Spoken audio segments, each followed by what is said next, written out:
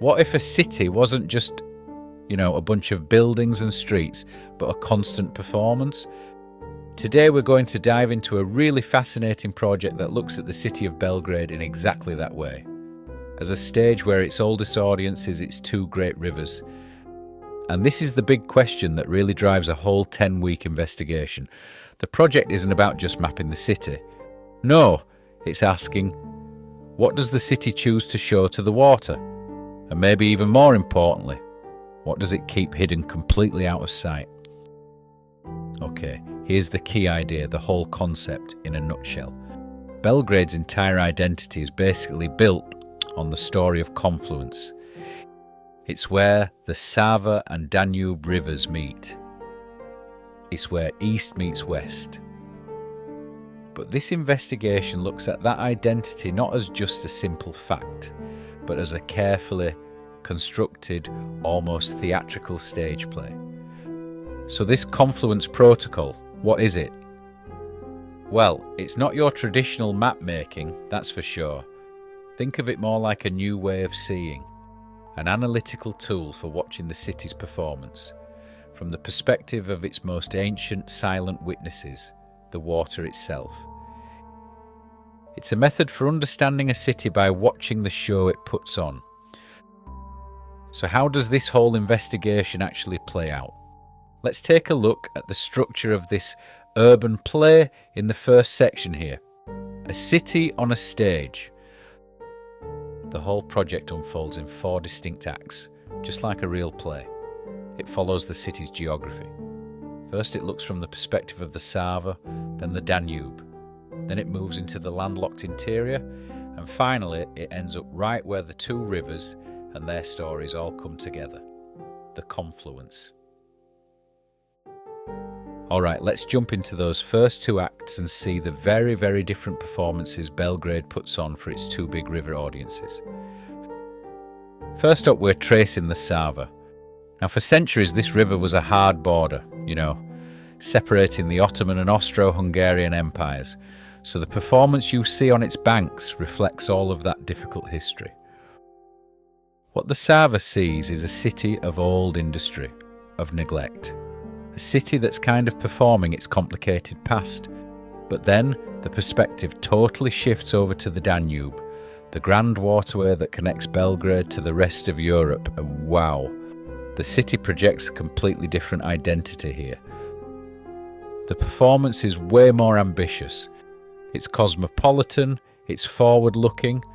This is the face Belgrade shows when it's performing for an international audience, showing off its European dreams. It's the same city, right, but it has 2 starkly different faces depending on which river is watching. For the Sava, it's performing its past. For the Danube, it's performing its aspirational future. Kind of wild when you think about it.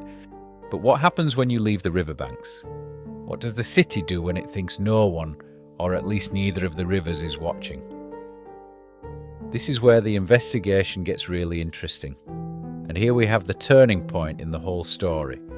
As the investigation starts moving inland, it finds parts of Belgrade that just flat out refuse to play a role in that big river story.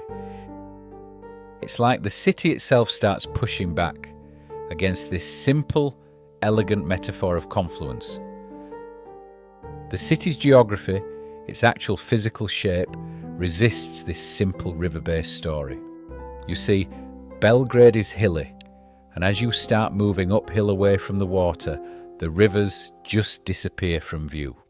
And all of a sudden, neighbourhoods aren't defined by the water anymore. They're defined by their elevation, and they create these zones with their own logic, their own identity and sense of resistance. It isn't just physical, it's also performative.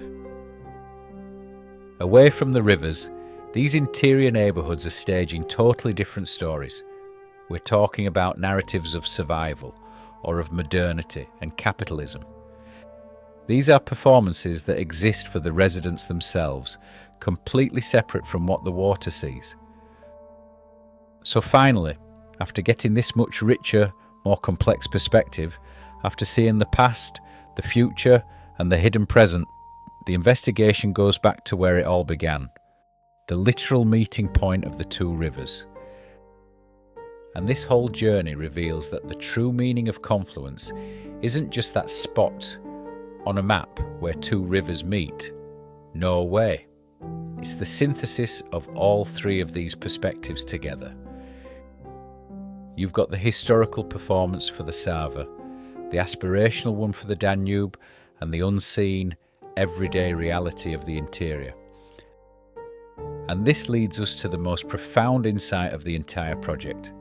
The physical effort of the investigation, actually climbing the hills, navigating these disconnected neighbourhoods.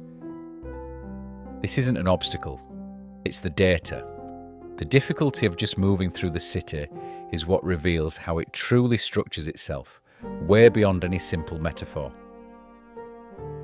And so this whole project doesn't end with a simple answer. Instead, it leaves us with this final provocative question.